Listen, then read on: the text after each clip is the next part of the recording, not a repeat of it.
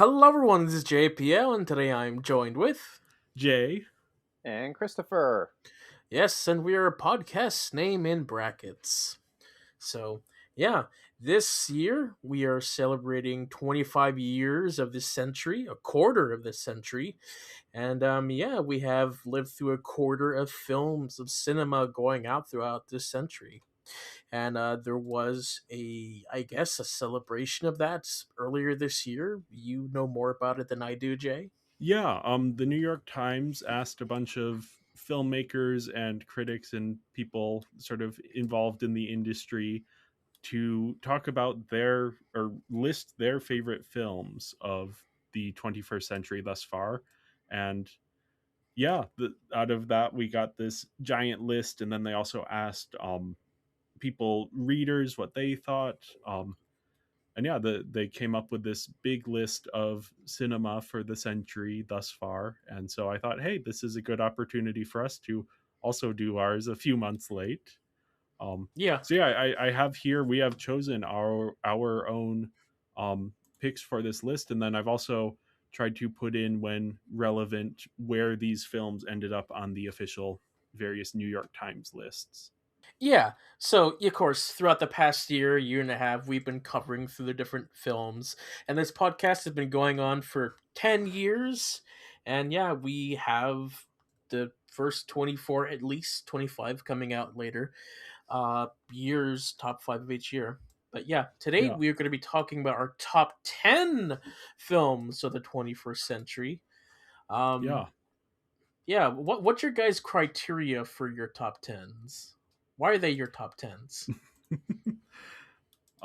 So for mine, I just put in, since I have I got a cheap discount off of a New York Times thing. So I just put the list that I actually submitted to the New York Times, which had, in the month since, there are movies where I'm like, oh, I should have put something else here or moved this somewhere else. So I am a little bit shakier on the list than when I put it together, but that's my criteria here. But this is my list that I actually put together several months ago for this big project. Yeah, I also did submit a list, but I have made changes since. Personally, um, I may. There's definitely two films I can think of, and I think, and I have reasons why they changed. Um, but in terms of trying to figure out like a top 10, um, I think the first two are really easy for me to be like, oh, those are definitely two of my favorites. The rest, at some point, I definitely did like some ranking thing. I definitely have like some movies that are kind of like up there, but then I definitely had like take a little bit of time to be like, okay, what would I really consider to be my top 10? And I'm personally very happy with what I'm to present to you as my top 10. Okay. Yeah, I myself just went with my 10 favorite films of the past 25 years. Um, that I also think have quality of their own. Um, some could contest that quality, but to me, these are just my 10 favorites that I go back to, and they could go up and down the list at any point depending on how I'm feeling. So, yeah.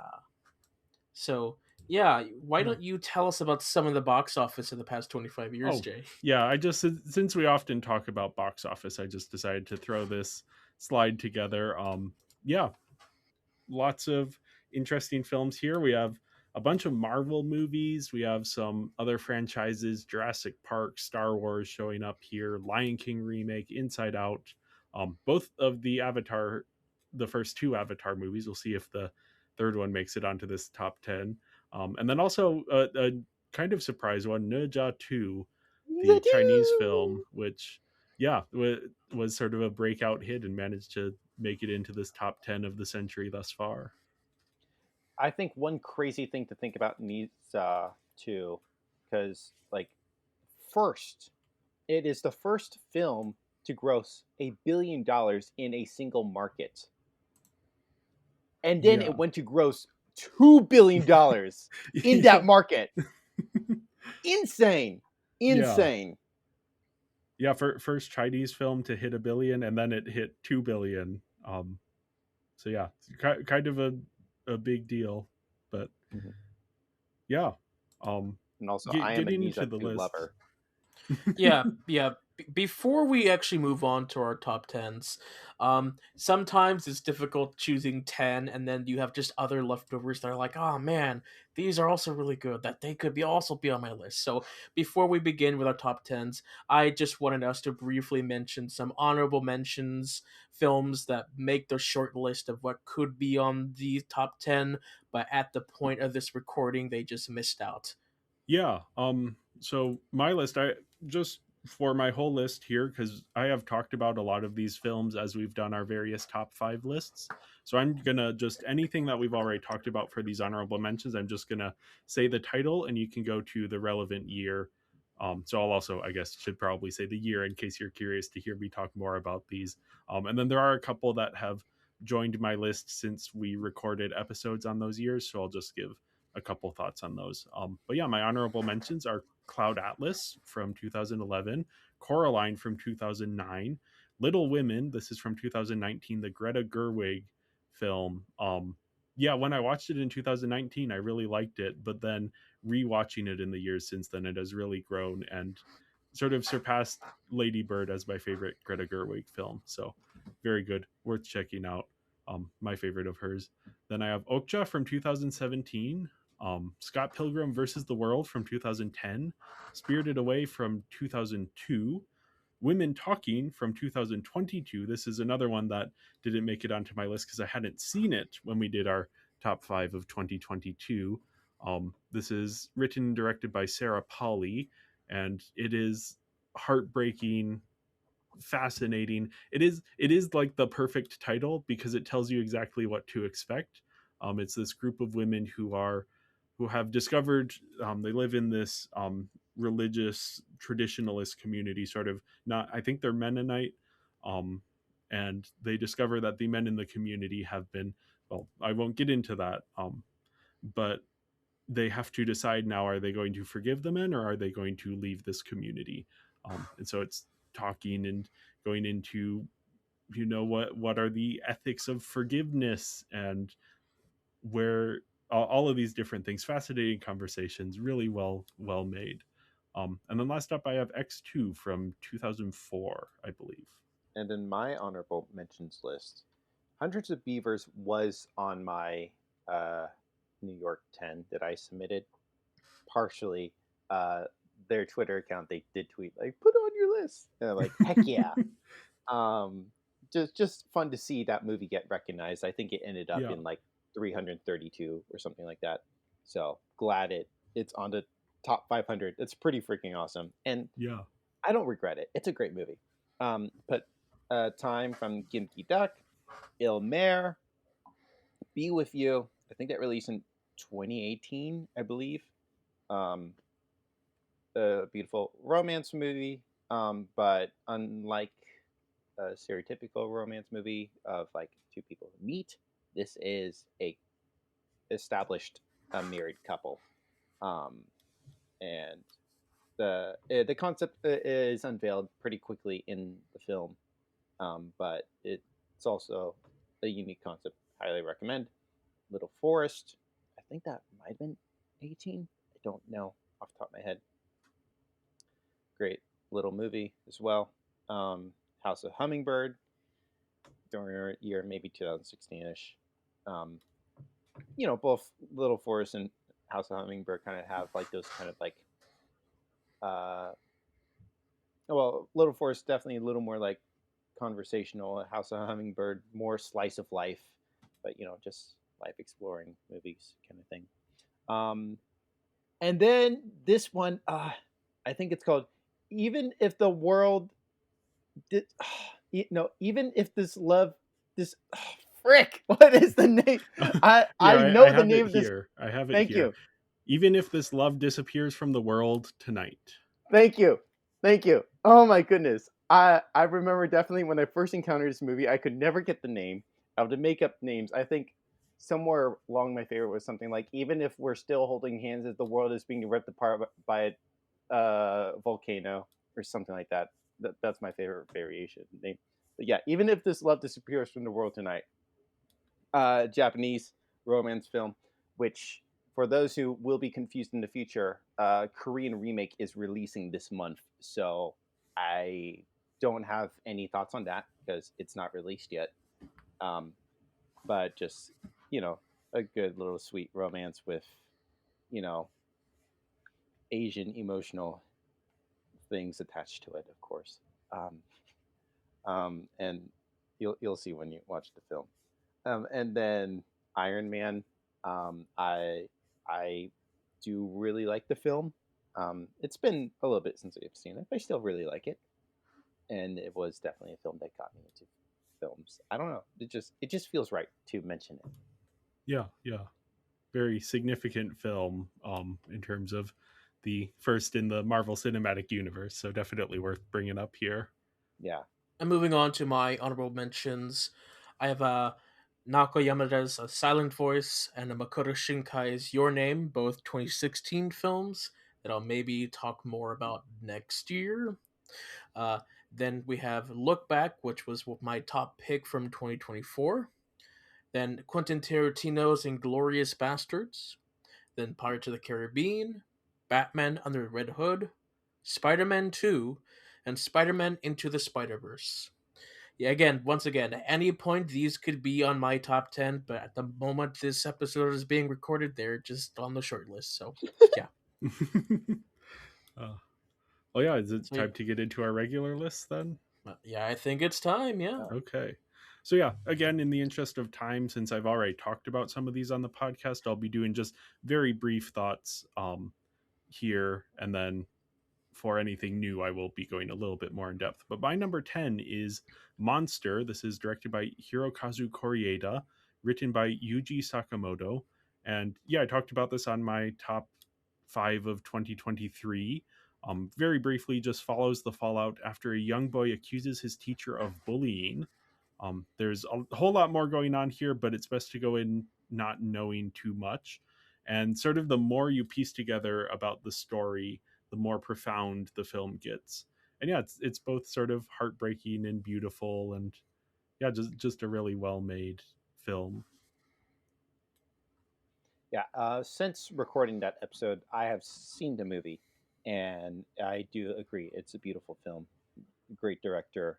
If you know anything about the director, then you know he's great. And the way it tells its story is really cool, in my opinion. Good movie. Good movie. Yeah. Oh, and I should mention this did not make the New York Times general list, but the New York Times readers ranked this at 195 out of I believe they Nice. did 500 placements. The general one, which was the one that the filmmakers and critics voted for, that was only 100 entries in that. So it's Thought I possible would that this thought I would also mention that with what I said with Hundreds of Beavers, that was on the readers, not the official list. yeah. Yeah. But I thought the critics had a full, like, the added 101 Maybe too. they did. Maybe they did. I don't remember. I forget. It's so been a long second ago. since I made the slide. So we'll It's we'll fine. see as we're going along. Everyone will get to discover it with us, or we will Yes. discover it with the audience. I still Um, haven't seen it.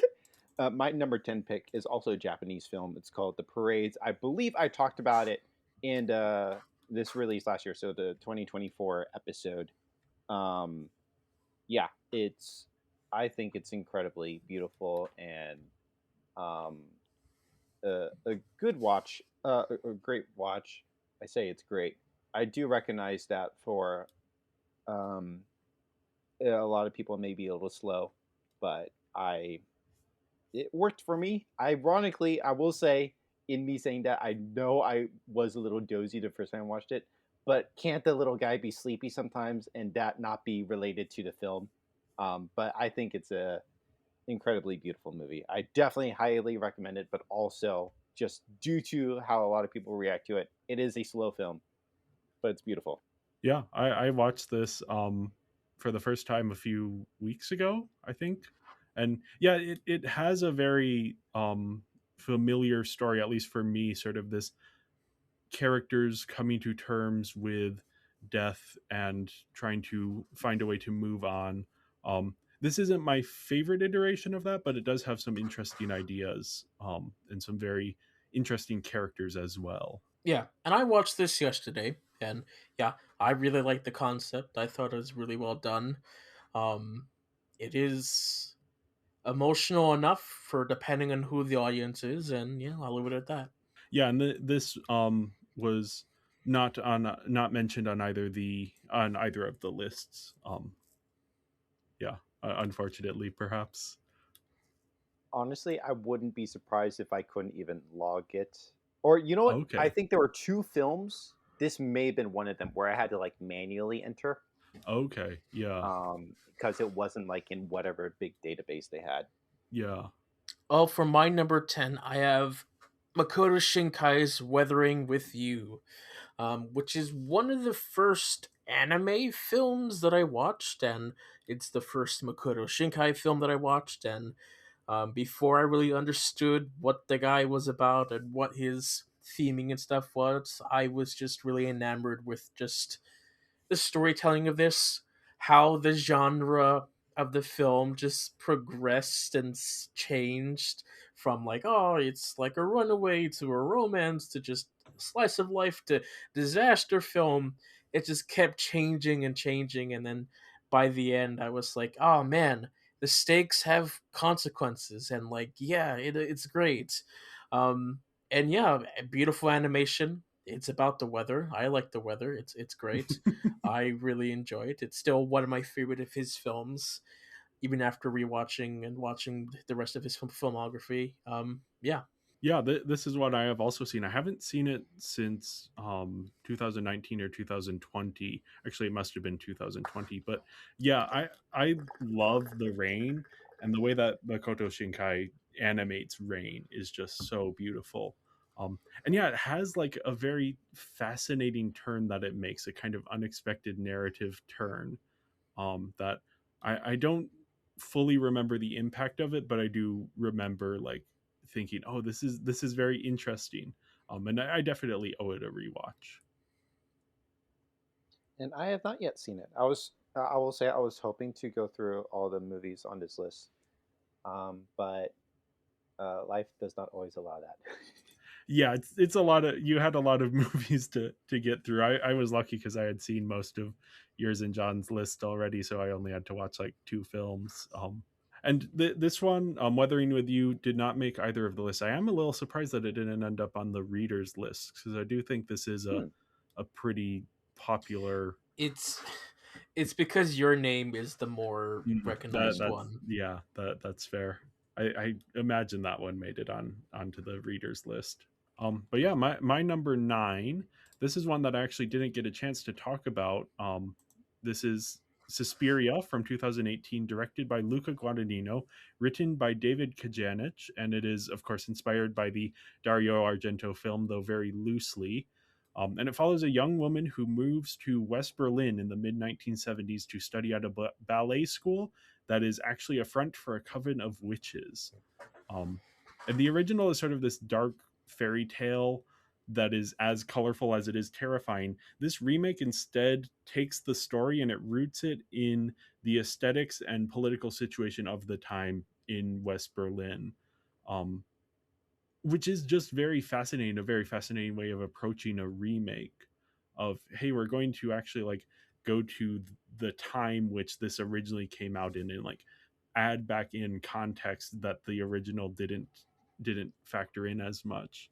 And yeah, this is sort of a controversial one. A lot of people like this, a lot of people don't like it. It is, as a remake, very very different. It's very cold and melancholic, and there's some very brutal violence. But it is still like very unlike pretty much any horror film out there. It has a very slow and deliberate pace. It's also just really fascinating to dig into. There's so much depth here. This is one that for me it didn't like fully hit. So a little bit of backstory, because I was actually delaying our top 5 of 2018 list until I saw this, and I kept waiting and waiting for it to come out in a way that I could watch it, and it just was not coming out. So then I was like, finally, I was like, okay, John, we can do the list, and I'll just do it without having seen this one. Um, so then when I finally got around to watching it, I actually didn't care for it, but there was something about it that I just couldn't stop thinking about. Just like it wormed its way into my brain in a very specific way. And then for months later, I was just like constantly thinking of it, and then eventually I just had to be like, wait a second, did I like this more than I thought I did? And then since then, just rewatching it and digging into the themes and everything, it's so fascinating. And yeah, there's nothing quite like it out there. It has great music. It also has like some really really standout dance sequences. um yeah, it's just a really fascinating one, and I'm glad to finally get the chance to talk about it. And yeah, this did not make the New York Times list, but this did make the readers list at number 347. It's a little ways down. Not to stir the pot, did you ever watch the original version? Oh yeah, I watched the original before I'd even seen this one. Okay. Okay. Yeah, and the original one I also very much enjoy. The original one doesn't have quite the same thematic depth. There, Okay. so my favorite experience watching Suspiria, this is going to sound kind of insane, is I saw it. I wrote an essay about it for a film class in college about feminist film theory and horror, and like sitting there writing the essay as I'm watching the film and like Mhm. noticing things pointed out. There's some like very deliberate subversions of like Freudian imagery, which I'm not a big fan of Freudian imagery being used as an interpretive method for film, but this one is very clearly like engaging with and subverting that in a way that's like, oh, this is like looking at it through an academic lens just is very very interesting. Mhm. Whereas like the original Suspiria doesn't quite hold up to that level of scrutiny, but it is just like fun, big, colorful horror. My number 9 is David Lynch's Mulholland Drive, which I don't believe I saw when we did whatever. I have it right here now. 2001. I'd be shocked if I'd seen it then. Um, I saw the Alamo Drafthouse was doing a retrospective of David Lynch after he passed, and this was the only one I was able to catch. Just so happened to work with time. I saw it, and definitely quite mesmerized by it. That I pretty soon after made my roommate watch it with me. Um, yeah, this it. I had seen his Dune, but this is my first proper David Lynch experience, and definitely very like overwhelmed by him and it. Um, and yeah, it's quite an experience of a movie, but I'm so fascinated by it. I really like it. So yeah, I actually the first time I watched this on an airplane of all places. Um, it was like a really brutal travel. Like I had multiple major delays, and so this was kind of like the last thing that I watched before finally getting to my destination. And that is kind of like the perfect state to watch this in, because this is very dreamlike, very almost nightmarish. So I felt more in the mode for this. Hmm. And there's like certain scenes in this one. There's one in this club, this performance that is just like so hauntingly gorgeous. Um, so yeah, it really worked for me the first time around. I will admit, I recently rewatched it, and this was originally made as a pilot to a TV series that never went to series. And so David Lynch took it and then filmed like, I think it's 30 minutes. The last 30 minutes are entirely new stuff. And then there's maybe a few things in the first half that are new. Um, so yeah, rewatching it, I definitely felt the TV pilotness of it in a way that I'm not the biggest fan of the original Twin Peaks run. So I know a lot of people really love that show, but rewatching this, I was like, oh, this didn't quite work for me the way it did the first time. But I do still, I mean, again, there's certain standout sequences that really stick with me. And yeah, a lot of people have the same opinion. This is number 2 on both the New York Times list and the Reader's list. So this is definitely one that a lot of people love as much as Christopher does. I definitely do feel like, and again, I haven't seen more David Lynch since I want to, but I just haven't. Yeah. But kind of the more I hear about David Lynch and kind of just how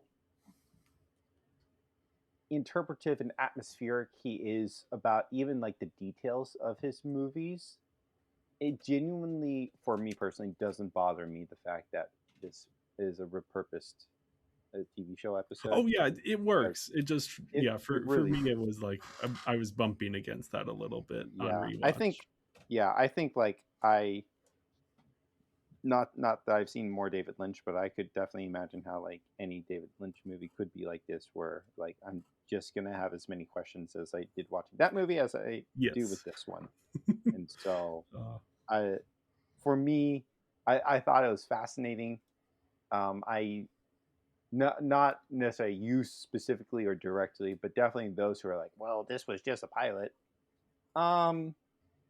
No, I don't think so. Yeah, the stuff that has been added definitely transforms it from that. I'm not gonna claim otherwise, but that's just like on rewatch the stuff was bumping a little bit more for me than on the first time around.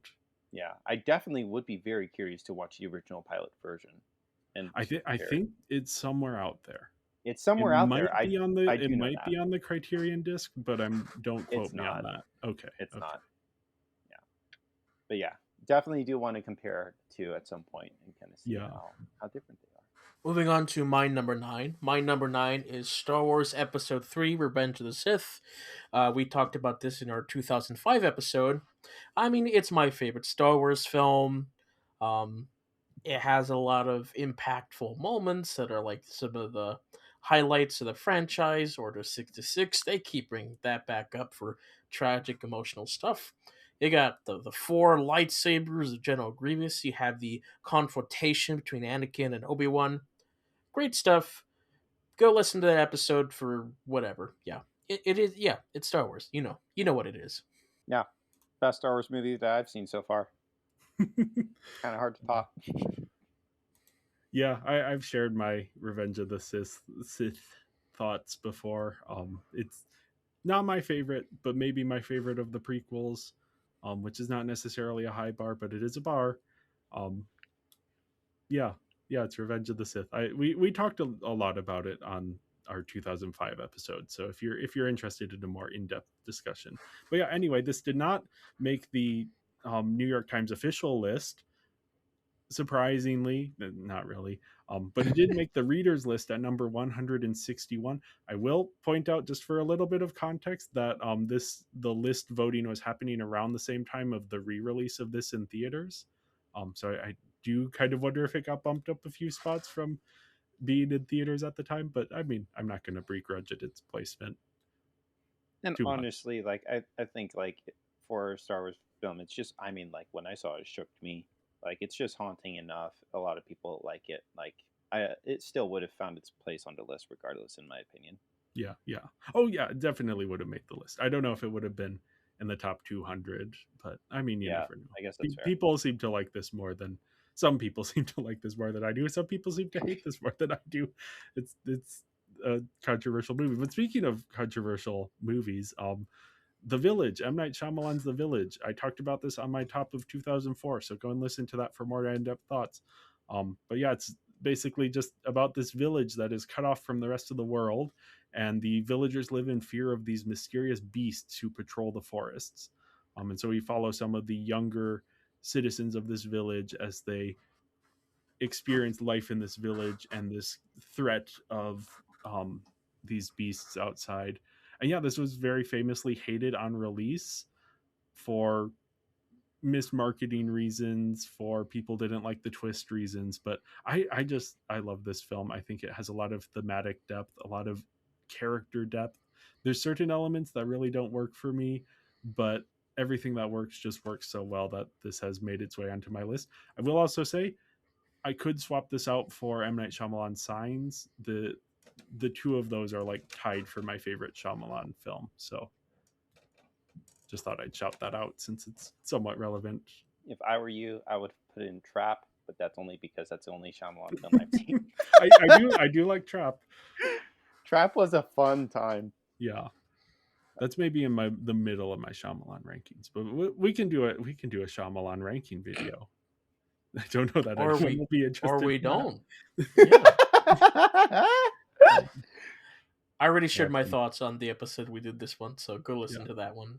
Yeah, and this did not make either the official or the readers list, unfortunately. But again, I'm not going to complain too much. This is a controversial one for me. So, my number 8 is The Holdovers. I think my first episode with you guys was doing 2023. Wow. Yeah. 20. Yeah. Anyways, yeah, I love The Holdovers. I remember like kind of just feeling euphoric when it ended, so much so I had to give a little whoop, a little cheer after the credits were finished rolling. Great movie. I love it a lot. Haven't watched it since.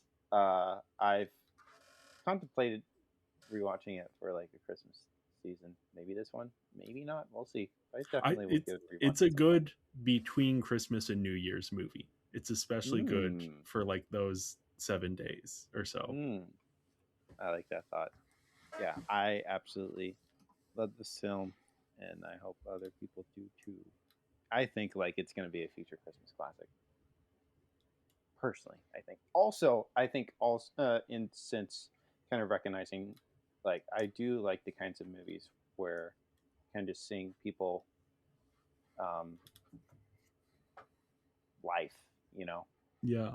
They share stories and they figure things out and stuff. And I think there are some movies that are more accessible than others, and I would put The Holdovers in accessible. And I think that's fine. That's fine. There are some movies that I do really appreciate, but are a little beyond my grasp to a degree. And sometimes some of those movies click for me, sometimes they don't. But The Holdovers, again, it's very accessible, and I love it. And I hope other people love it as well. John, you've seen this one, right? I've seen it. I have no emotional connection to it, but it is well made. We did talk about it a bit on that episode. Because this is one of my favorite films of that year, and a favorite Christmas film as well. I do need to rewatch it around this season more often. But yeah, you can hear more of my thoughts on that episode. This did not make the official New York Times list, but it did make the readers list in the top 100 at number 98. I kind of find it funny, or like I need to rewatch it more often during the holiday season. This is literally 2 years later. I mean, yeah, I should have watched it last year, and I need to watch it this year. But I mean, time slips away. I want to rewatch it. I don't know if I will right now. You know, it's just we'll see what will happen. Yeah. You know, again, it's perfect for the post-Christmas, pre-New Year's corridor. Yeah, just has that like the melancholy vibe that is perfect for the end of the last week of the year. Also, we're really excited to see what Dominic Sessa is going to be doing. I haven't seen any of the Now You See Me, Now You Don't, or I guess it's just Now You See Me. Any of those movies, I know he was in the third one, and I believe he has more movies in the future. So he was great in this movie, and I'm really excited to see what his future is going to be. Yeah, I agree. At my number 8, I have the 2014 Godzilla film. It was one of my top films of 2014. Short cliff notes. I think it's the best American-made Godzilla film. I think it perfectly captures the scale of the monsters and the fights. Could it have used more of the monsters on screen? Sure, yeah. But hey, it's what got me into Godzilla, so yeah, I'll just leave it for where it is. Have you seen this one, Christopher? Nope, I wanted to, and I didn't get around to it. Yeah, sorry, this is John. One that I have not seen since maybe a year after it came out. But I remember being in the theater and really enjoying the experience and like yeah, this is a movie that definitely is made for the theatrical experience. Mm. So yeah, I think I probably talked about it a bit more when we did our 2014 episode. But yeah, unfortunately, this did not make either of the lists in question here. But yeah, next up, I have one that I talked about on our top of 2007 list. This is Danny Boyle's Sunshine, written by Alex Garland. Very briefly, the sun is dying out, so a team is sent on a mission to reignite it. Lots of crazy stuff happens. It's it's a subgenre of sci-fi which I really like, which is people in space having to make tough decisions. This was also controversial on its release, just like The Village, though perhaps a little bit better received than The Village. But it does take a turn in the third act that some people don't like. I like it. I think it is thematically very deep and very interesting. And also just like the visuals are great. Yeah, listen to my thoughts on the episode that we did. I think I liked it. Yeah. And I You've hope to seen it watch it one day. relatively recently. Yeah, I don't remember what my thoughts are, but yeah, I think I like the idea of it. Yeah. Okay. Yeah. This did not make the official New York Times list, but it was number 471 on the readers list. At least I made it. Yeah. Barely missed the cutoff, or barely got in with the cutoff, but it's there.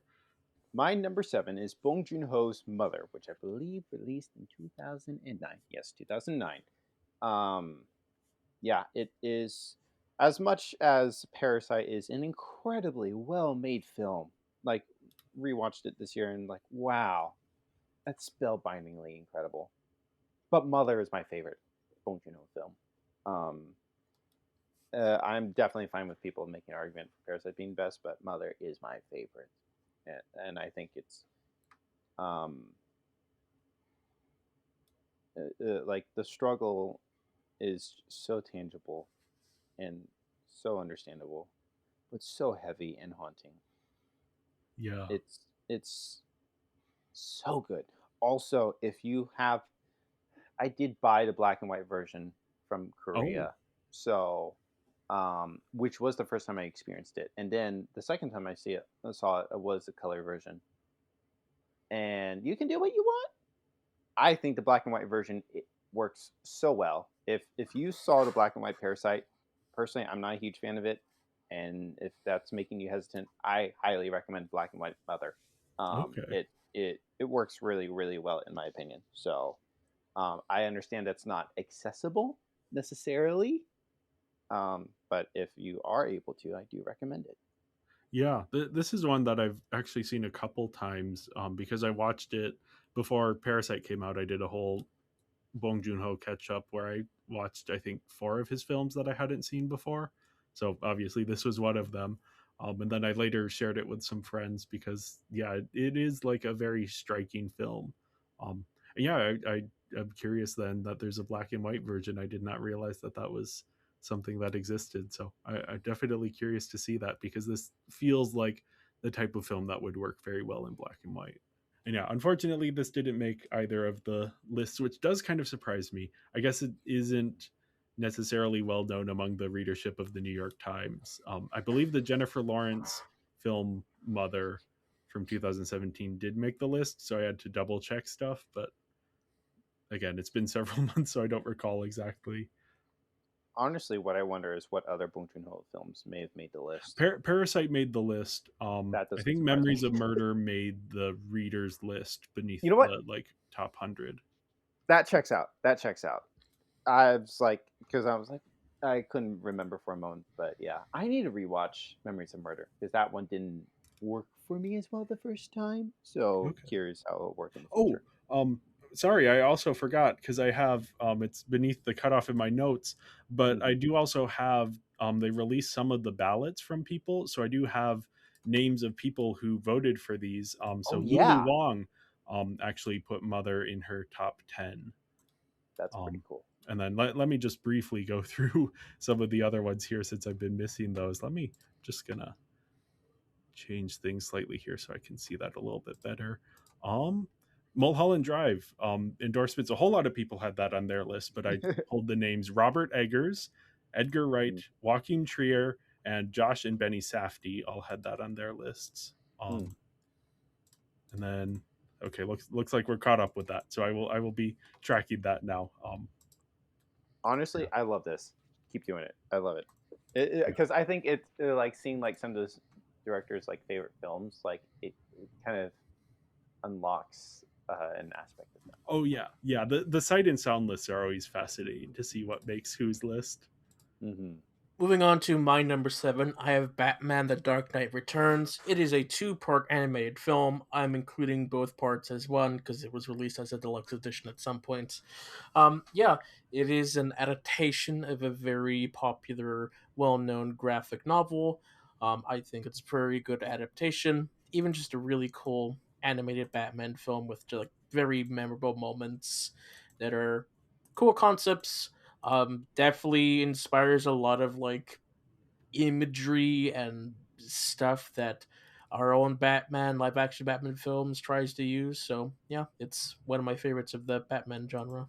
I haven't ever read The Dark Knight Returns, but this was my first experience with that story, and kind of helped illuminate certain things in, like, especially The Dark Knight Rises, and then the um, DCEU Batman have a lot of things inspired from this particular iconic comic story. And yeah, this fits into sort of the DC animated project of bringing to the screen a lot of Batman comics in these animated versions.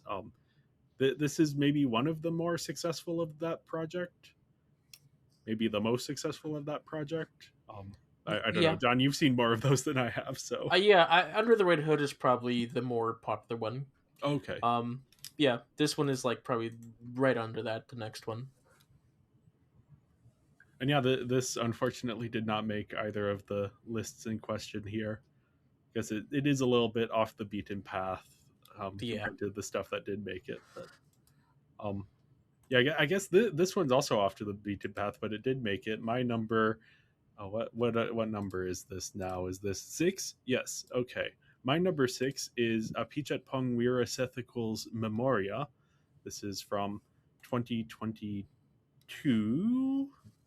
I believe 2021. Anyway, I didn't get the chance to talk about it on the list because I hadn't seen it because of the release strategy that Neon decided for this movie, which is kind of dumb because it's not available to watch in the US. So I had to import a Blu-ray from Australia, or no, I think I got the Ooh, UK one, um, just on Amazon. It wasn't anything special, but still. yeah. This in this one, Tilda Swinton plays a Scottish expat living in Colombia, and she starts hearing a loud banging noise in her head at random times, and has to kind of look for the source of this. Um, and yeah, this is just the kind of film that makes me homesick. It's this gorgeous cinematography and this focus on. I didn't grow up in Colombia, but I grew up very nearby, and so there's a lot of stuff that just I recognize the places, I recognize the feelings, the mountains, the cloud forests. It's all, yeah, very familiar sights and sounds and textures. And yeah, it's just because of Weerasethakul's style, there's just such a sense of place, and the pacing is deliberately slow, and so you're getting to spend time in these locations. It's just like I haven't been able to get home in a while, so it's just like, oh, I can watch this and sort of be get that experience a little bit. So yeah, I love that thing about it. And then it also touches on the sort of the alienation of being a foreigner or someone who looks foreign in that particular part of the world. So I connected a bit to that.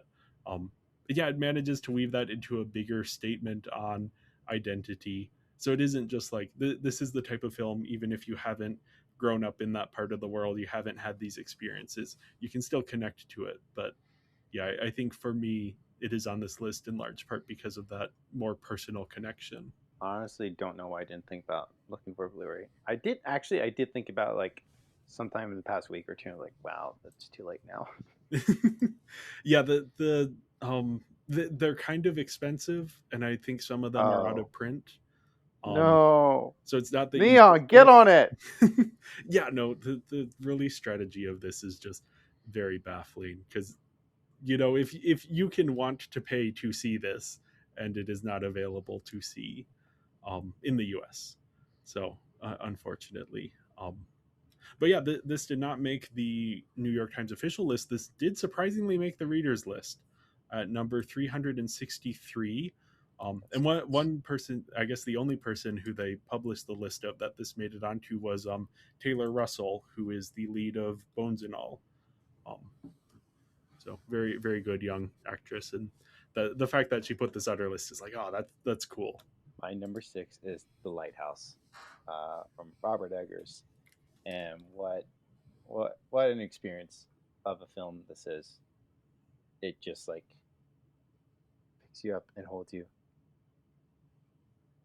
It's just such an experience of a film, man. Oh man, I haven't rewatched it since the first time I saw it, but yeah, yeah. I don't know. There's just such a mystery of like while watching it, yeah, or more or less the atmosphere.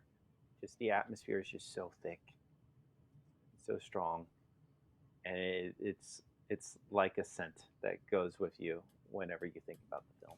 Yeah. John, do you remember this must have come up on our 2019 list?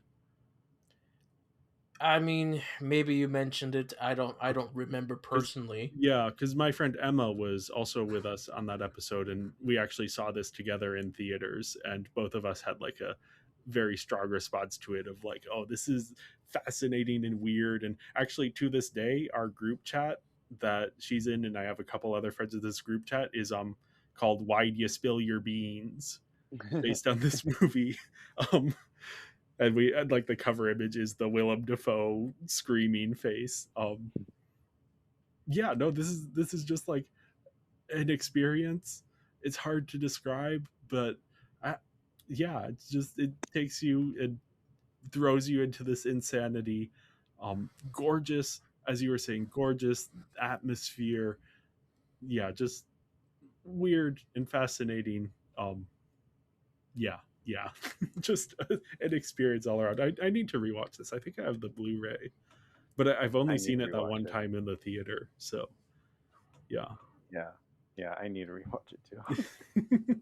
Well, yeah, this didn't make the official list, but this was number 97 on the New York Times readers list. So yeah, this is one. If you're tracking the history of A24, this film is an important, because 2019 was a bit of a watershed year, and this was definitely a part of that. At number 6 for me, I have Rogue One: A Star Wars Story. Yeah, I loved it when it came out in 2016. Um, just loved seeing the original trilogy, but like with the modern production value. It looked great. The story I thought was great. Everything looked great. I enjoyed everything.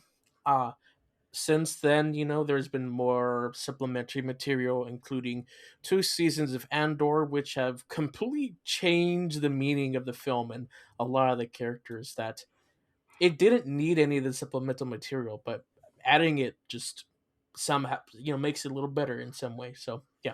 Yeah, John showed me this film because we went through all of Star Wars, the original movies, then the prequels, then we capped it off with Rogue One. I still haven't seen the sequels, and I think I'd spent so much time getting used to the world of Star Wars that Rogue One is such a departure, especially with Lucas not involved at all.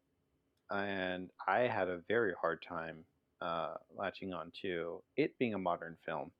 Um, my feelings may change in the future because, again, I've only seen all the Star Wars movies once, and I have very strong feelings, or at least opposing feelings compared to most people.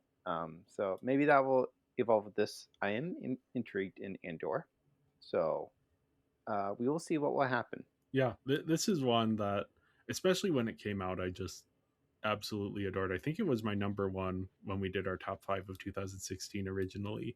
My feelings since then have definitely softened a bit, but I like it more than the people who dislike it. He's talking about me, guys. I'm talking more to the online group of people who are like, oh well, the third act is good, but everything else is bad. I'm like, I like everything else too. This is still probably like top 5 Star Wars for me. So yeah. Yeah, not, in terms of the list, this was not on the official list, but this was at number 176 on the New York Times readers list. So that is below episode 3. I will just point out.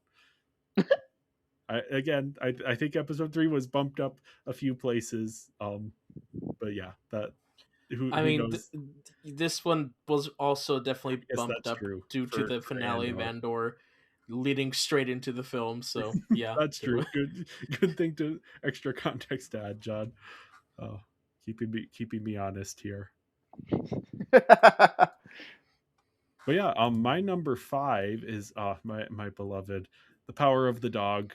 Talked about this in on my top 5 of 2021. Since then, it has just gone up to the top of my list of that year because I don't think it was when I made that, but since then I have reconsidered and seen the error of my ways. Yeah, this is written and directed by Jane Campion based on the novel by, I believe, Thomas Savage. I am going to talk a little bit more about this one because I've actually rewatched it and read the book since we did that original episode. So I have some new thoughts here. But yeah, this follows the complicated psychological relationship between a cruel cattle rancher, his long suffering brother, the brother's new wife, and the wife's teenage son. Um, and yeah, it's just this like masterful filmmaking on display here. It trusts the audience to be able to piece things together for the most part. And then in the end, it like makes sure everyone is on the same page. But because of this, because it's just giving you all of these pieces and you get to piece it together yourself, it works on so many different levels based on which character details you catch on to. And it's a really rewarding thing to rewatch because you're picking up on new pieces here and there that like make the story so much more interesting and complicated. And yeah, one of the most successful adaptations of a novel to a film that I've ever seen. I had seen the film maybe 4 times, and then I was like, hey, I should just read the book at some point. And usually films struggle to translate like the internal monologues in a novel onto the screen, but through editing and performance the film manages to communicate everything that is going on in each of these characters' head without relying on narration or dialogue. It is all there. You are reading the book and you're like, oh, this is exactly what Benedict Cumberbatch was thinking in this scene. It's incredible. I don't know how they did it. It's yeah, just the adaptation process is just so perfect and it leads to such a fascinating film. I love this film. Yeah. Yeah. It's also like surprisingly accessible. Like it is heavy and dark and complicated, but you can throw this on and it will play. So some of the other stuff, like Suspiria, you can't throw on and play. You have to be in the right mood for Suspiria. The Power of the Dog, you can settle into it. It works. It works on that level. And yeah, this was not on the official New York Times list, but this did make number 402 on the readers list. My number 5 is Black Swan from director Darren Aronofsky. Yay! First, I'll just speak to Darren Aronofsky for a moment. I somewhat mentioned before, and so it's all being repeated. But who cares right now? Horror movies don't really. First off, I'm not over the moon about horror movies. I do find them fascinating because they do tackle interesting concepts in interesting ways. But also, horror movies don't often get under my nerves. Um, Darren Aronofsky somehow with Black Swan, Requiem for a Dream, definitely those two, but definitely a little bit with both Caught Stealing and The Wrestler. I think those are the only 4 of his I've seen. But definitely has a way of kind of like getting under my skin, the way I would think a horror movie would. But only he, or at least consistently, is able to tap into for me.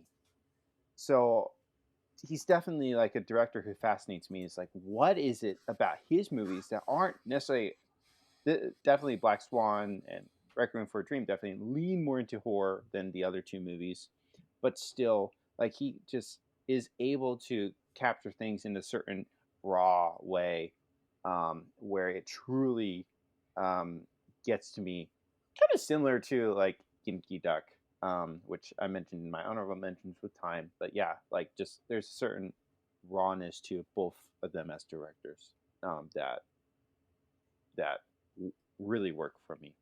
Um, Black Swan is a tantalizing film, and one that I think I first saw in 22. It was on Hulu, and I put it on and loved it, um, and seen a few times since.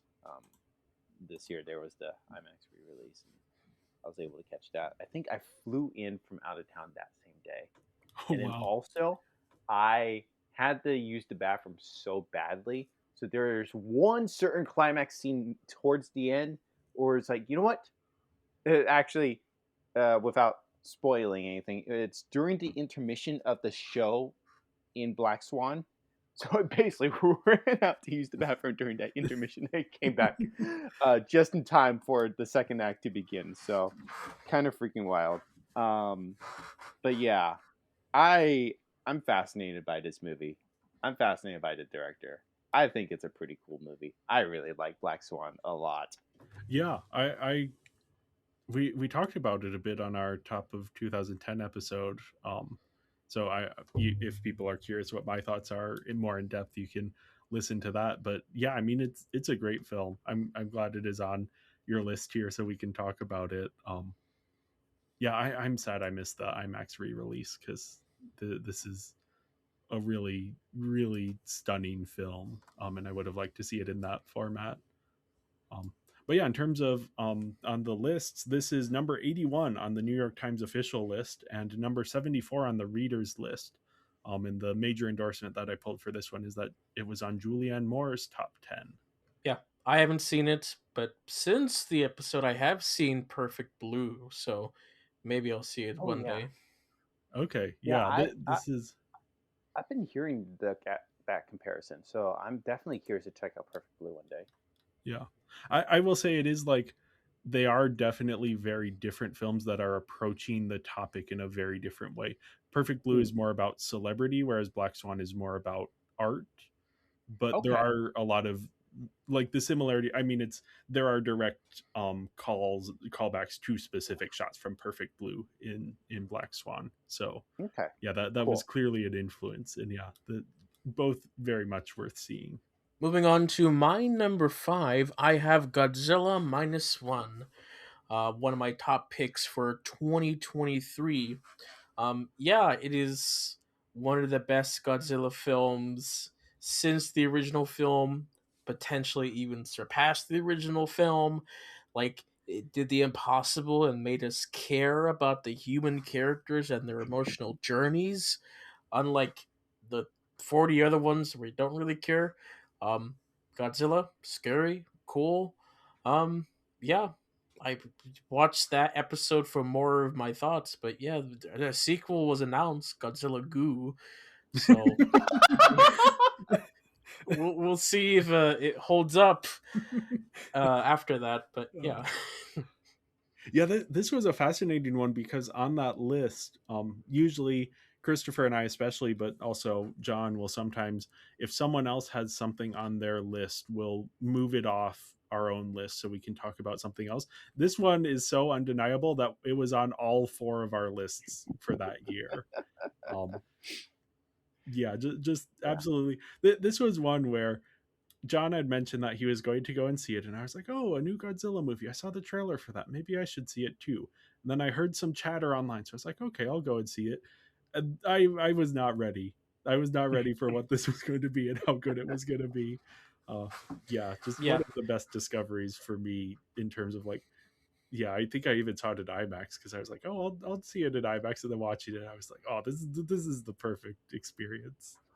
yeah. It wasn't even on my radar, but then like the week of, I was like, yeah, right. Maybe I'll go see a new one. I have nothing else on my list. Maybe I'll like it, but then I loved it, and so yeah, Yeah, I was seeing chatter online about this, and I'm somewhat I can be one where I'll see conversations about things, but I don't heavily internalize them. But so I was seeing chatter about this, and people are praising this. I'm like, okay, people are praising this. Maybe I should go see it. But I didn't internalize why people were loving it necessarily. So, and my roommate has definitely a bigger interest in Japanese culture than I do. Sorry. Um, and and so we both went to see it in IMAX as well, and yeah, it was incredible for sure. But then my brother was in town um, the next year, and I don't remember if he had interest or I'm like, you have to watch this, and I watch it with him, and oh my goodness, like it really started like work even more for me. I'm like, I love this film. I think that's one thing I kind of recognize with me is with a lot of films. I can recognize greatness, but then it does take a rewatch for you to be like, oh my goodness, this is beyond greatness. And that's kind of how I felt with rewatching Godzilla minus one last year. I did get to show this movie to some of my coworkers this year, Oh, and I nice. still am like, oh my goodness, this film is incredible, and they loved it too. Definitely going into that, there was a bit of that. I'm not caught up with the Godzilla movies. What should I know? And I'm like, nothing. This is what it is. This is the only thing you need to do and see. And yeah, there was definitely apprehension. I could tell because of the current iteration of American Godzilla. I think one person mentioned that they didn't finish one of the recent movies or something like that. I don't know.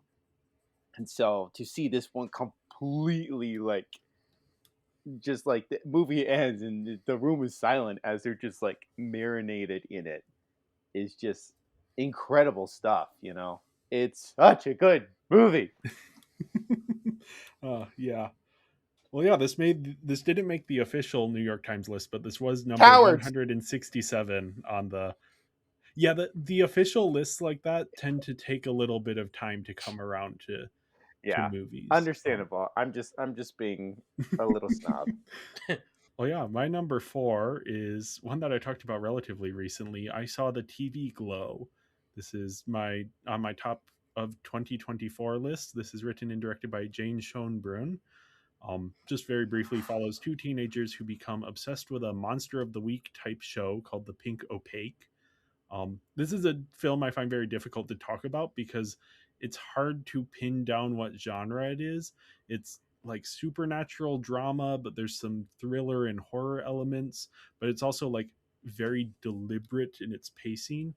Um, but yeah, it's tough. It's also just tough to summarize because you can give the log line, but that doesn't really sell what the film is about. But the film doesn't become what it's about until halfway through, so you don't want to spoil any of that. Um, but yeah, this is just one where like on just a basic filmmaking level, I am on the exact right wavelength for this. For like the pacing, the editing, the scenes, the way everything is structured, just like feels natural to I just like settle into the rhythms of this. And this is like a very heavy film and it brings up a lot of emotions that are very heavy. But yeah, for me there's just so many choices in the filmmaking, and I mean the themes are also very resonant. So yeah, again, my number 4. Yeah, this is on the official list. This didn't make the cut, but this is number 157 on the readers list. So, speaking of what I mentioned with the previous movie, my brother was in town that same time, and this movie was playing in theaters at that time. And I think me, my brother, and my roommate were contemplating going to see it, but I don't remember what it was that didn't get us there. So it didn't happen, unfortunately, and I still haven't seen it, unfortunately. But hopefully one day soon. And also, like, uh, so that was 24, and later that year, some months later, I found out about like the season pass. So yeah, Okay. I Yeah. think it's interesting. Just for me, I'm very fascinated by the movies I went to see in theaters or contemplated before like the season pass. So those I saw TV Glow, Godzilla, Holdovers, like all of those movies. Two of them I did see, and then one out was like, huh, I'm seeing buzz about this. I'm curious about it. I haven't seen it. My number 4 is Ocean's 11. Um, I will admit, personally, I'm not hyper invested in like the first 20 minutes, but then when they get in the room and sit down and start laying out the plan, and the plan starts to unravel, oh my goodness, I am locked in. I am so invested. This is personally, I feel like it's one of the most captivating movies I've ever seen. And I've seen this twice, but like both times, just like I just lock in and it doesn't let me go. And the way they unveil the story is incredible. And like you, like when they give you the plan at that like 20ish minute mark, they don't give you everything, and and the movie reveals it in such incredible fashion. It's incredible, incredible. I still haven't seen 12 and 13 yet. I do own them. Haven't seen it yet. Very curious about them. Not necessarily expecting like everything to be on this level. But I'm so fascinated by this movie. I'm fascinated to watch the other movies. I'm fascinated to see. I've seen some other movies from Soderbergh, which haven't hit the same spot, but still very curious to see him. I think just the fact that he made this movie is kind of immediately just made him like a director I'm fascinated by. I kind of like to say I'm fascinated by directors than say um, they're my favorite or something. So just immediately, it's just like, wow, you made this film that just held me. I'm very curious to see what else you've made. John, you're a fan of this one, right? It's a very good heist film. Yeah, it's the best Ocean's film. Yeah, We talked about this when we did our 2001 episode. Yeah, this is the yeah, heist film, and I yeah. love heist films. So this is like, yeah, this I rewatched it recently, but I do want to rewatch it again because this is definitely one of my favorites of the century. It may not make my top 10, but it's definitely somewhere on my list. And speaking Hmm. of lists, this is on. It's number 71 on the official New York Times list, number 57 on the reader's list. And then the endorsement that I found for this one is from Joel Kim Booster, who's a comedian and actor. I know him from, I think it's, oh, I forget what it's called. He did a great um, Jane Austen adaptation, modern day, um, that I love. That was on a that I talked about at some point. Um, yeah. Anyway, you can look up his name and you can find that film and watch it because it is very good. Moving on to my number 4, we have Christopher Nolan's Interstellar. Yep, it was the top one of the top contenders for 2014. Again, listen to that episode. Love space stuff. Really love this one. This was my Nolan brain explode film. Yeah, yeah. Yeah, this is I John and I did a binging Barbie episode on this that I think encapsulates my feelings on this very well and my journey to loving this and this being my favorite Nolan film. And yes, since we recorded that episode, I got to see it in IMAX, and yeah, it's a studied experience. Jealous of you, Jay, because unfortunately, it was playing at my Limax, but not the real IMAX. Oh yeah, and I Because mean yeah, I got to see it on film as well. So ooh, yeah. yeah, I drove through a Um. blizzard, so that was Oh dang. interesting. Not a blizzard, just like a Still, snowstorm. still, that was a year ago, I guess. Yeah, it was Yeah, around because that this time. is what made me get my AMC pass. Um, which also they didn't have great projection for that film, but it was easier to notice the bad projection with War of Rohirrim. I watched Interstellar, War of Rohirrim, and Craven the Hunter in the same day in the Uh, same IMAX room. Incredible stuff. Yeah, this I remember the second time I watched it, I was like, I had issues, and now I don't remember those issues. So it's a good film. That's the short of it. Um, Definitely, like if the from what I recall, the Limax experience, at least in terms of ratio, is very much similar or the same as the Blu-ray. And I showed a coworker this at my home, and that was the first time I experienced it with the IMAX Blu-ray ratio, the Limax ratio, or whatever. And yeah, what an experience! What an experience! So definitely, whenever I'm able to see this on a real full ratio screen, is gonna be nuts. I'm so excited for that day. Oh.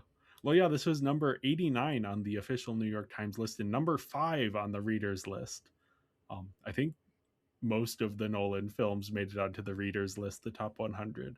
And then in terms of endorsements, the actor Simu Liu, Curtis Sittenfeld, Arian Moyed, and Michael Philippou, who is one of the Talk to Me, whatever that's called, Bring Her Back, one of those directors. Oh yeah. So my Yeah. number 3 is a little film called Mad Max Fury Road, which we just recently talked about on our top 5 of 2015 episode. Written by or directed by George Miller, written by Miller, Nico Lotharius, and Brendan McCarthy. Yeah, this is just, I mean, this is Mad Max Fury Road. It's one of the best action films ever. It's my favorite action film that I've ever seen. I will watch this anytime, anywhere, with anyone. It's incredible. Insanity. Beautiful. Yep. Yeah. Hope to appreciate it more in the future. I was looking at one person's Letterboxd reviews and kind of like Okay. how they watched this, and they're like, I think I like Furiosa more, and then they kept rewatching this and like, no, this is baller. So curious what my journey will be. Yeah. I like Furiosa. Fury Road is so much better. And this is like, I if Furiosa is an 8 out of 10, which is really good, Fury Road is an 11 out of 10. yeah, I can't lie. The fact that maybe my expectations were a little too molded after Furiosa, and also I was a little eepy little guy when I watched Fury Road. So not that I was like falling asleep, but I just wasn't fully awake enough. So Yeah. it's been a time lately. All right, my Well, yeah, number 3. this Oh, go on. before we move on, this made it to number 11 of the New York Times official list, number Mm-hmm. 7 of the readers list. And in terms of endorsements, we have Bong Joon-ho, Celine Song, Mm-hmm. Edgar Wright, and Cord Jefferson. So lots of big names there. My number 3 is a movie called A Bittersweet Life, which I did not talk about back in the episode that would be 2005. And also didn't make on my New York Times list because I watched this movie after the fact. If I remember correctly, a package of this arrived pretty soon after we recorded the 2005 episode. But that's okay. I get to talk about it now and here. By the way, I got my set from Second Sight, so UK.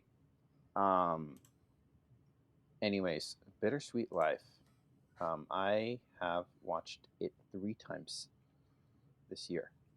Oh, wow. Yeah. The first time I watched it was actually right before Superman. And then I was so infatuated with this movie, I showed it to my roommate the next day.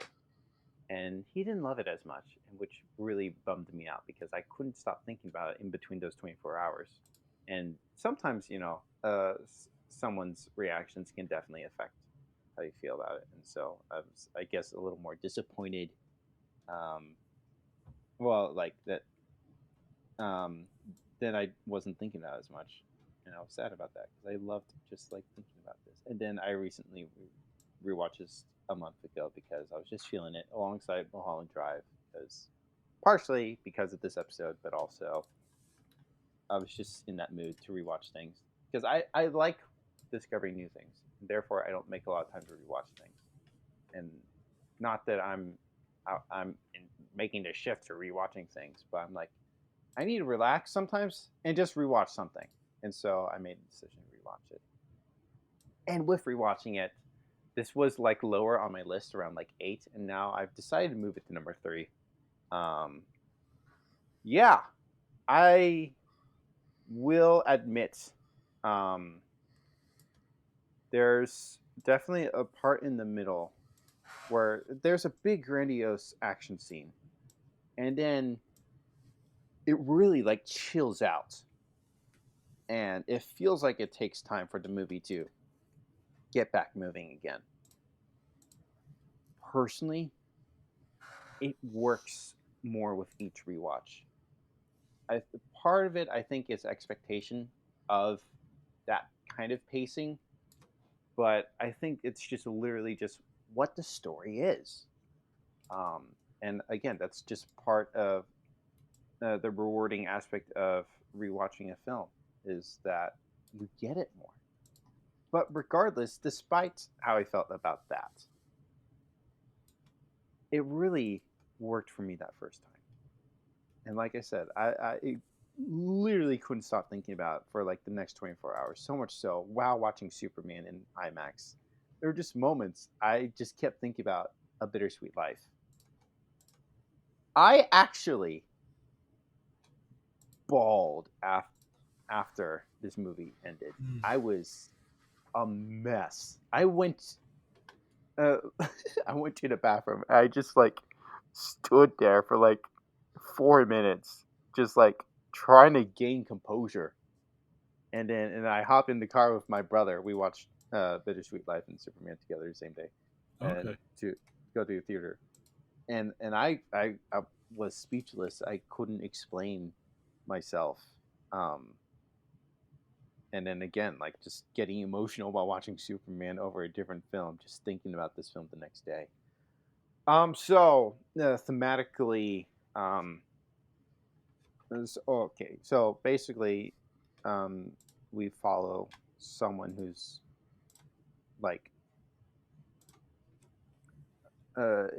somewhat related to like gang stuff, and so there's the boss, and then there's this guy, not necessarily a bodyguard, but definitely like a security guy, and he's just very good at his job. And the boss,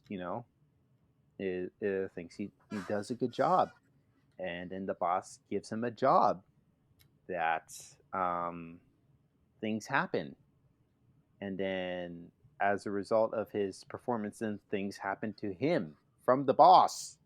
Um, maybe that's more details than I'd like to give, but basically, like in this, it's just like you see a man who thought he knew what his life was.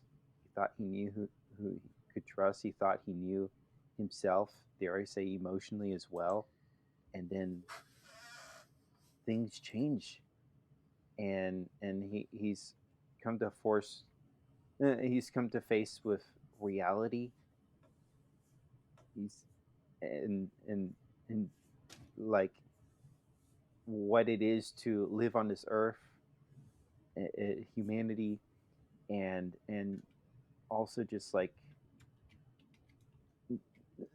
even the idea of like you can't trust people, and it's such a heartbreaking film, man. Because this is, kind of like, gangs and war and action and guns, and like this is not one I would have ever guessed to be one of my favorites of all time. But the way like it presents itself is just so beautiful and haunting, and it sticks with you. And I love this film so much. Yeah, yeah. Oh, yeah. It's such a beautiful film. Yeah. Yeah, I I don't fully was know what more to say, because I feel like I'm just gonna end up like repeating myself. But just I personally really love this film. I know I feel like, again, it didn't really work for my roommate. Doesn't seem to work for some people, but for some other people, it seems to work. It really works for me. I feel like I get a grasp, but again, like the action film isn't necessarily my favorite kind of film. But I think first off, like what it does on its surface level, you can enjoy this as a surface level film, and it does that really well. But I think the themes, the deeper themes, are also just so good, and just it can be relatable, whether specifically, but also just as it relates to being a human.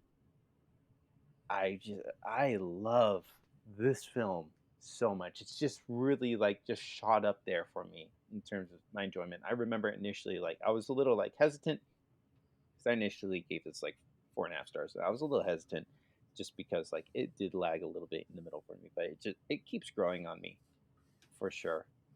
And yeah, to the point where it's number 3 on my list, baby. Yeah, I'm sorry, Ocean's 11, but you've been replaced on my favorite forum, Letterbox. Uh, yeah, I was really struck with just the way it approaches, especially the violence. It's very unique in how it does that, and there's a brutality to it, but there's the way it's shot, and especially the music that plays during some of the bigger scenes, especially like the final set piece. It's not what you would necessarily expect.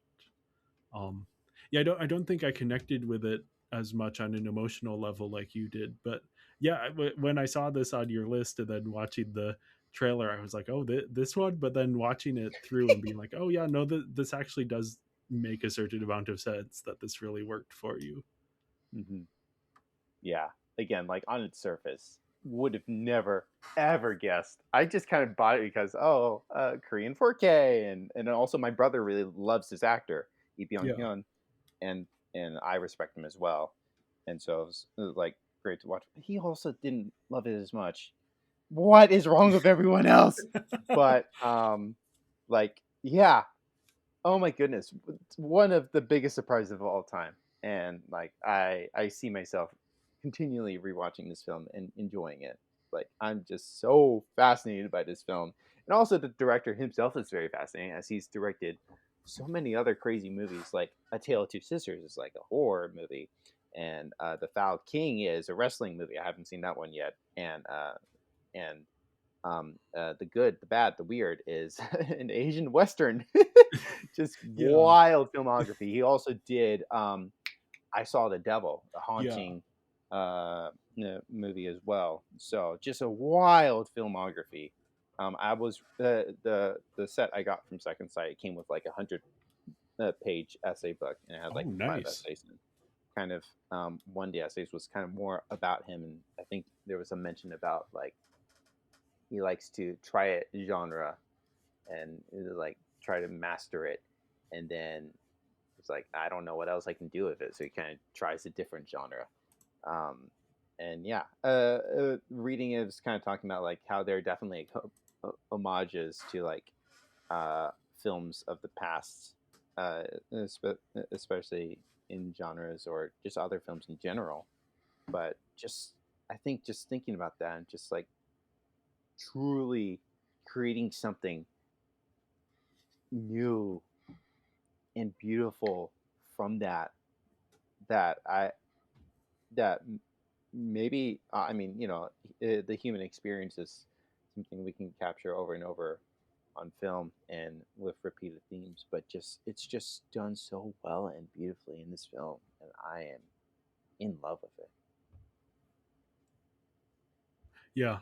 Unfortunately, this didn't make either of the lists. I think that's mainly because this is not like a super well known film in the US. I Mhm. wouldn't be surprised if Yeah, I, I if don't other. I don't think sorry Oh no. I don't think you can rent it in America at Okay. all. Yeah, I definitely had trouble finding it when I was going to watch it. I eventually found a version of it that I could watch, but yeah, it is not easily accessible. But moving on to my number 3, I have Christopher Nolan's Inception. This is, it's the quintessential Nolan film. It's got the cool concept with like the time and weirdness. It has cool action, editing, performances, music. It's it's a Nolan film. It's the quintessential Nolan film. So yeah. Yeah, we talked about this on our top of 2010, and then John, you and I talked about this for binging Barbie as well. So yeah, Yeah. Christopher, And I do definitely, you have? yeah, shortly, like I definitely do credit this as a film that made me be like, oh wow, so this is what movies can be. Yeah. Well, yeah, this was number 55 on the official New York Times list and number 24 on the readers' lists. And in terms of significant endorsements, we have Uzu Aduba and Nicholas Sparks, the romance author. Thought that was kind of interesting. But yeah, my number 2 is The Tale of the Princess Kaguya. This is, of course, directed by Isao Takahata and written by Takahata and Riko Sakaguchi. I talked about this on my top of 2013 list, so I won't belabor the point, but this is an adaptation of the Japanese legend of Princess Kaguya, or the Tale of the Bamboo Cutter. And yeah, it's just this gorgeously animated celebration of the beauty and tragedy of life. This was Takahata's final film, and I think you would be hard pressed to find a better final film from any other director, just in terms of how complete a statement it is on both their own work and their own life, and also life in general. Great animation. Very good film. Yeah, I was able to watch this in the past month, and yeah, it's a beautiful, beautiful film. I think um, I've never seen anything animated like this ever before, and that definitely contributes to the beauty of this and the uniqueness of this. Kind of like, again, that kind of like Asian painting esque um, that I am semi familiar with, and yeah, just never really seen it translated. Like just like that first frame on that slide, just the way that like that the green in the background doesn't necessarily fully like reach to the full frame. It's kind of like painted there. Just it's so cool, so beautiful. It's a great film. Definitely demands a rewatch at some point, but I really, really did enjoy it, and I think it's especially so I've somewhat talked a little bit animation and some and yeah, like I said, I'm just really blown away by truly adapting this visual style that I've only seen still, and truly beautifully bringing it to life in animation like this and done so well. It's incredible. It's beautiful. Yeah. Yeah, unfortunately, this didn't make the New York Times official list, but this did make the readers list at number 279. I think this is one that hasn't been seen as much as I would have hoped. This is kind of, if you ask just the general public what the best Ghibli film is, they'll say Spirited Away or Princess Mononoke. If you ask people who have seen every Ghibli film what the best Ghibli film is, you'll see this one pop up a whole lot. It's one of those that, like, if you know, you know. My second favorite film, released in 2023, um, is 20th Century Girl. What a film! Oh man, oh man, oh man. It was actually funny. The night we watched this, it was Thanksgiving night, and me and my roommate watched two movies. The first movie we watched was Super Bad, and then we were feeling one more movie, and I had briefly saw this movie. Like of its well, okay, like scrolling on Netflix, it appears like okay, okay, and and then like briefly I remember specifically looking up reviews on IMDb. Why? And I remember one of the titles used the word emotional. And again, like I said with like Godzilla minus one, I see things and I don't ingest them, but I kind of like get the gist of things positively. Like, okay, a lot of people are liking this. It looks good. we should watch it. We watched it. We cried. The credits hit. Okay, okay. So like definitely like 15 minutes before the movie, or like 10, 15 minutes before the movie ends, I'm like silently crying, but so like I'm crying real hard. And the credits hit, and I literally say, "I'm sorry, I can't," and ugly sob. I ugly sob for like 15 minutes, and my roommate is crying too. At, at some point, we we we make enough sense to like we give each other a hug. And then the next day I go to work and I am just like this wreck. And I cannot get this film out of my head. And I can't stop talking about it. Everyone's worried about me because I'm so emotionally spent. My roommate said that. Oh, wait. Oh my gosh, right. I wake up in the middle of the night and I hear my roommate crying. And I go to his room and we just cry together some more. And yeah, so next day at work, I'm just done. And my roommate says, like it was like his eyes was just watering all day. We were just gone after this film. Um, yeah, this is such a sweet and happy film where nothing goes wrong. Absolutely nothing. You guys should watch it. It's the happiest, sweetest. Anyways, but seriously, like this is the sweetest depiction of young love I've ever seen. It's just so beautiful. The atmosphere is gorgeous. The lead actress, her name escapes me at the moment. I apologize, but she sells the role so well and so beautifully, and it looks gorgeous. It is just a phenomenal film, and I absolutely love. I think I've seen it 3 times since then, and definitely deliberately showed it to people because I need other people to experience this film, and it's just been a joy to share this film with other people. Um, I love this film so much, man, so much. I've cried every not I didn't bawl ugly cry each time, but every single time it definitely gets tears out of me. I absolutely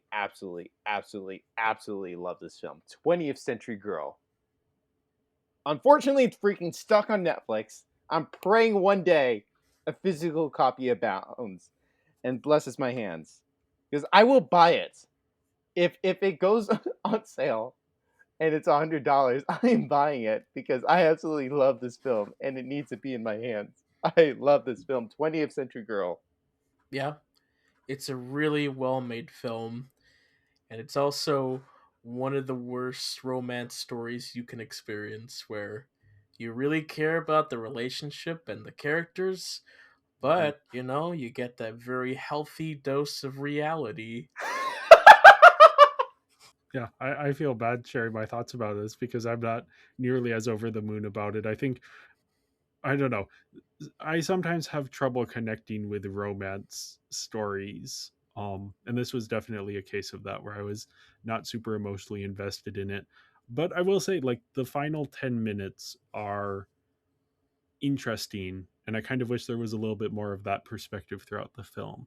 Um, but they do add a new dimension to it, and also like the visuals, especially in the last 10 minutes, are interesting.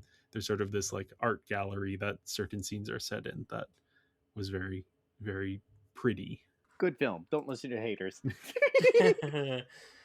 uh, No, still, like I recognize at the end of the day, not every film's gonna work for everybody. I think like even like in this episode, you can almost kind of like hear this like growing excitement with each entry that I talked about, and like these are like my favorite films, and I definitely like I talked about rewatching some films I need to rewatch, but there's so many films people love, and I'm like, I wish I could love as much as you do. And movies I recognize are good, but I'm not quite as there as like with other people, and that's okay. But please know, 20th Century Girl is one of my all-time favorite films. It's a five-star movie for me, um, and it's okay if you don't like it. I pray you don't hate it, but I think it's wonderful. I think it's incredible, and like definitely, it's a film that I definitely go out of my way to try to get people to watch. So it's one of those films for me, Yeah. and I hope you definitely. I think with all these films we talk about, we all hope that you check them out if you haven't yet. But I absolutely love 20th Century Girl, as I it's mean, kind of like one of my more like underseen gems on my list, but it's also very accessible since it's presently on Netflix as a Netflix film. Um, so for those of you who have Netflix, I don't think you have an excuse. oh yeah, unfortunately, this didn't make either of the lists in question here. Yeah, I think this was one of the films I had to like manually put in, and I was so sad because also like I think with like the New York list is like I think it was like based upon like the order you put it in that I like kind of put it in the graphic. Yeah. But then my two manual entries just sat at the bottom. Oh. So I was like, I'll share this graphic on Instagram. And because it literally sat at the bottom, like, there's no way I'm sharing this. No, my second favorite film is not going to sit at the bottom of this graphic with no image. Are you kidding me? Well, moving on to my number two. My number two is The Dark Knight. Yeah, it's one of the best live action Batman films. Just like in overall quality wise, it's just a great action film, great thriller, fantastic performances, stunts, visuals. Um, is it the best way to interpret Batman himself? Maybe not, but it's still really solid overall. And just I can rewatch this a whole lot and love it. So yeah. Christopher, have you Yeah. seen this one? I feel like Yes, we would I have have. talked about it. Yeah, yeah. Yeah. Um, the only Nolan film I haven't seen yet is The Prestige. Um, Okay. yeah. But yeah, great, great, well made action film. I feel like at some point I want to rewatch it, especially I don't think I've seen it with any of the expanded IMAX sequences on Blu-ray, so that's on the list for sure of a potential future rewatch. But also, I feel like it's just one of those films where it's just popular enough and it's freaking Nolan that it may get an IMAX re-release in a couple Yeah. years. So I may just hold off for that. Um, The but Warner yeah, Brothers is weird about re-releases. They don't re-release stuff as often as I think they should. lame. I mean, if they get bought by Netflix, then do you think we'll ever get a re-release? Who knows? Uh, but yeah, John, this is the third Nolan film on your list, and it is also the third Nolan film that we are talking about that has made it onto both the New York Times and the Reader's lists, number 28 on the official list and number 6 on the Reader's list. Yeah, when I originally made like my top 10 list, I wanted to have those three Nolan films as one entry, Okay. but that would have been too complicated for your system. So it's like, all right, I'll take up three whole spots. Oh yeah, in terms of endorsements, we have Phoebe Robinson, Bill Mechanic, Joel Kim Booster, previously mentioned, and also previously mentioned Nicholas Sparks. John, you have a twin out there. But yeah, I guess that leads into my number one here, which is The Lord of the Rings, The Return of the King. Talked about this on our top of 2003 list. This is directed by Peter Jackson, written by Jackson, Philippa Boyens, and Fran Walsh. Yeah, if you are doing word association with me and you say movie, this is the first thing I think of. This is to me the definition of what movie is. Um, that goes for the whole Lord of the Rings trilogy. If I have to pick a favorite of the trilogy, Return of the King has the highest highs and the lowest lows. Um, but the highs are very, very high. So, and yeah, that I can't really. This is a placeholder for all three films here. Um, yeah, just very, very, again, an absolute favorite. Or yeah, this is my favorite of all time. Yeah, I mean, listen to our episodes on this year, but yeah, just great film, just great action, speeches, all the fun stuff. It's all there.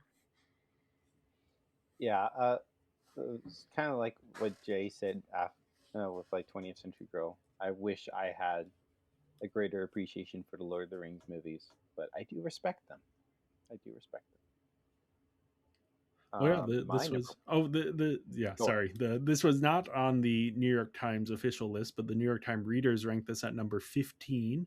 And it got an endorsement from Casey Affleck. My number one. Um, I apologize. I want to make some joke about like it's objectively better than your number one. But anyways, it's not. It's subjectively in my mind. My number one is Wally. This is my favorite film. I first saw this, I believe, in 2009, and it captured me as a little child, and I loved it, and I watched it several times, a few times growing up, and then recently, a couple years ago, decided to rewatch it. It was almost like a little fearful, like, am I still gonna love it? And I still do. I think it's absolutely gorgeous. It's beautiful.